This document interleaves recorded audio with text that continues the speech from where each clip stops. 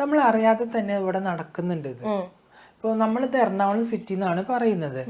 എറണാകുളം സിറ്റിയെക്കാളും കൂടുതൽ കമ്മ്യൂണിറ്റീസ് ഒക്കെ നിൽക്കുന്നത് എനിക്ക് തോന്നുന്നു കോഴിക്കോടൊക്കെ ആയിരിക്കാം.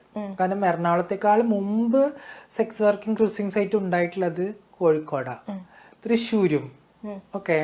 അതിനുശേഷമാണ് ഓപ്പൺ ആയിട്ട് എറണാകുളത്ത് നിൽക്കാൻ തുടങ്ങിയതും ട്രിവാൻഡ്രത്തൊക്കെ നിൽക്കാൻ തുടങ്ങിയതും. ഇന്നിപ്പോൾ കേരളത്തിൻ്റെ ട്രിവാൻഡ്രം മുതൽ കാസർഗോഡ് വരെ കമ്മ്യൂണിറ്റീസും ഉണ്ട്.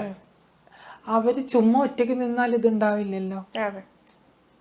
ഇത് വാങ്ങാൻ ആളുകൾ വരുന്നുണ്ടല്ലോ, യുവാക്കളോ പുരുഷന്മാരോ, അതിൽ പലതരം പുരുഷന്മാർ വരുന്നുണ്ട്.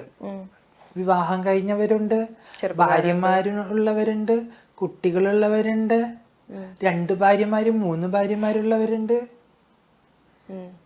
മന്ത്രിമാരുണ്ട്, പോലീസ് ഉദ്യോഗസ്ഥരുണ്ട്, MLA മാരുണ്ട്, സിനിമാക്കാരുണ്ട്, പത്രക്കാരുണ്ട്, ജഡ്ജുണ്ട്, അഡ്വക്കേറ്റ്സ് ഉണ്ട്.